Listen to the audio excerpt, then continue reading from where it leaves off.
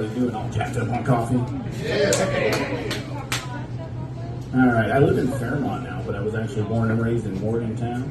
So I'm sure you guys have been there. I went to Morgantown High, but that's how most people do it.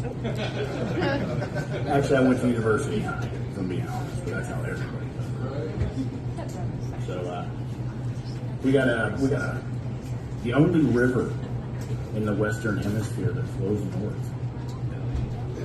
And it's gross. People are like, that river is so gross. I'm like, that river's not that bad. I used to swim in it all the time when I was a little girl. Nothing ever happened to me. I like to go to music festivals. Let me rephrase that. I almost died in a field a couple of times. I've seen magical things happen at music festivals. Magical.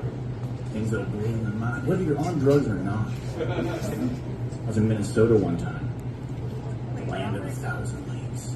I'm walking through the woods with a stranger, tripping on acid, sharing life stories. As the sun comes up, I'm like, hey man, you should come to West Virginia. You should come to All Good, a festival I go to every year, half an hour from my house. You should come there. He said, all right, I'll do that. So a year later, I'm at All Good, 50,000 people in a field, and I get tapped on my shoulder. Audibly, out loud. I said, no fucking way. And I turned around, and it was that guy. Yeah, serious, true story. It was that guy. He drove over 1,000 miles. He got out of his fucking Honda Accord or whatever it is he drove. He walked right up to me, tapped me on the shoulder. Magical. I once saw a girl mud wrestle herself outside of a porta potty and lose. It's not always magic. So I was telling some of my family members, and I'm going to do stand-up comedy. Told my uncle, he's a Vietnam veteran. He's like, oh, I got some jokes for you. I'm like, oh shit. All right, well you can tell me your jokes, but I'm probably not gonna tell them. You know what? I'll tell the story. Maybe the joke will make it in. So he says, all right. How many Vietnam veterans does it take to screw in a light bulb? I got real nervous. Oh no. He grabs me, pulls me, and he goes, you don't fucking know. You weren't fucking there.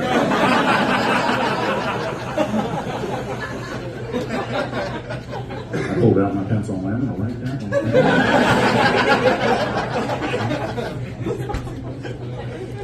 Anybody over here ever look at Hulk Hogan? I really take a second, look at Hulk Hogan. What else was he gonna be? If he wasn't a professional wrestler, what else could that person be? Imagine calling a plumber. Hulk Hogan shows up. Van says Hulkadrania. Because class stays with you regardless of profession. I was driving around the other day, saw somebody had a sticker on the back of their car saying, who rescued who? About rescue dogs. And I thought to myself, I wonder if real rescue dogs ever take that shit personally. Like maybe there's a Saint Bernard halfway through his own barrel of whiskey on a ski slope, like, is that Yorkie Poo gonna dig you out of the snow, Sharon? Nope. Maybe somewhere there's a bomb-sniffing German Shepherd just watching a pug struggle to breathe. You saved him. You rescued him. He can't eat hard food. So I was having a rough day the other day. Well, as you know, we all have rough days, like Tuesday. And I'm driving around, and Staying Alive comes on the radio. You know, Bee Gees, Staying Alive, right? And that made my day better. If it doesn't make your day better, fuck you. Right? The Bee Gees comes on, I turn it up, I start singing. Right? Halfway through the second chorus, I'm singing loud. I'm in traffic, and I look over. I'm next to a funeral home.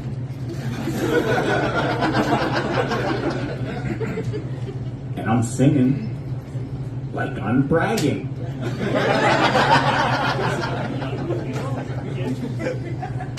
So I just reach down real slow, turn the radio down. Sorry. So I draw for a living. Like, do this and do stuff. I've always been able to draw. When I was a kid, I would draw stuff, and my teachers and my parents' friends, they would be like, "Wow, you're really talented. That's amazing. You should be an architect." Then they'd look around and like realize who I was and where we were, and they would be like, "You should be a tattoo artist. You might want to find something to do in jail." Anybody here ever get a random redneck compliment? Walking out of an Applebee's and some guy's like, "Hey buddy, that's a nice beard." "Hey man, I like that leather jacket. Had one just like it in high school." I love those compliments. Those are my favorite compliments.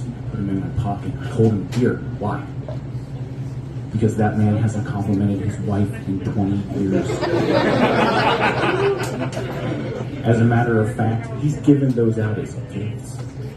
For like anniversaries and shit. "Damn it, Brenda, I said you look nice." Minivans, fighting man's vehicle. You don't have to get up out of a minivan. You don't have to get down out of a minivan. You just kind of open the door and run. They're always full of weapons. Lacrosse sticks, 20 years of pent-up aggravation. All right, one more. You guys remember the little Tamagotchi watches? Huh? Remember those? Keep that stupid little animal alive. Hug it and shit. Gotta feed it, it's cold. We still have those. It's called a Fitbit. And the stupid little animal you're keeping alive is you. Thank you guys so much.